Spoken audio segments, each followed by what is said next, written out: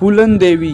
कहते हैं जब फूलन 10 साल की थी तो उसके चाचा ने उसके पिता की ज़मीन को हड़प ली। परिवार बेहद दुखी था, लेकिन फूलन के अंदर गुस्सा था और इसी गुस्से में फूलन ने अपने चाचा के बेटे पर ईंट से हमला कर दिया।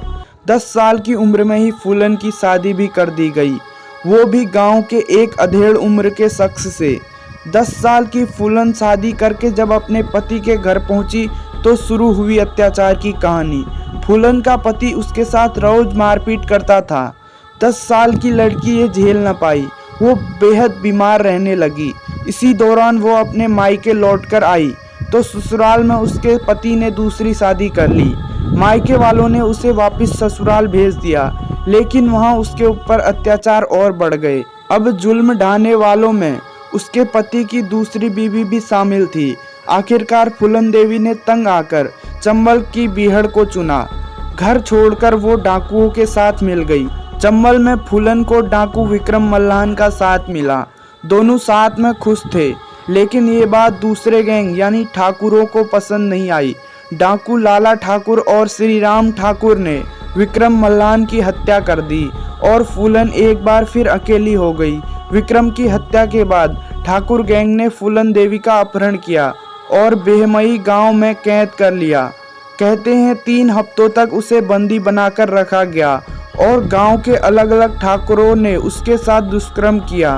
3 हफ्तों तक 18 साल की फूलन देवी ये जुर्म सहती रही और फिर बड़ी मुश्किल से अपनी जान बचाकर वहां से चंबल की बीहड़ में भागी। चंबल में फूलन ने खुद को इतना मजबूत बनाया कि वो ठाकुरों से बदला ले सके।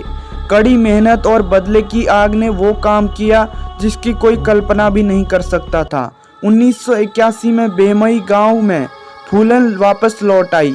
इस बार वो गांव की कमजोर लड़की नहीं, बल्कि चंबल के बीहड़ों में तपी डाकू फूलन देवी थी और यहीं आकर फूलन देवी ने 22 ठाकुरों को गोलियों से भून डाला था।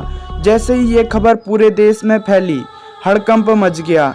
एक साथ 22 लोगों की हत्या, हर कोई सन्ना रह गया।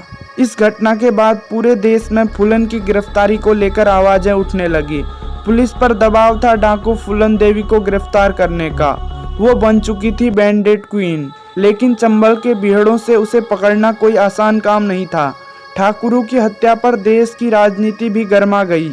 उस वक्त उत्तर प्रदेश में वीपी सिंह मुख्यमंत्री थे। इस घटना के बाद उन्हें भी अपनी कुर्सी गंवानी पड़ी। पुलिस की तमाम कोशिशों के बावजूद भी फूलन देवी को पकड़ना नामुमकिन हो रहा था। बाद में इस काम की जिम्मेदारी पुलिस अधिकारी राजेंद्र चतुर्वेदी को दी गई।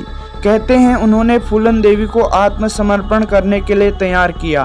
फूलन देवी पर 22 हत्या, 30 डकैती और 18 किडनैपिंग के केस दर्ज हुए। 11 साल तक फूलन जेल में रही, लेकिन बाद में फूलन देवी ने समाजवादी पार्टी से चुनाव लड़ा और मिर्जापुर सीट से वो सांसद बन गई।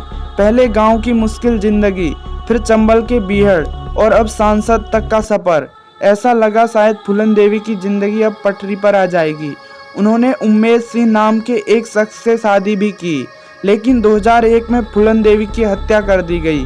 दिल्ली में उनके घर के बाहर ही उन्हें गोलियों से भून डाला।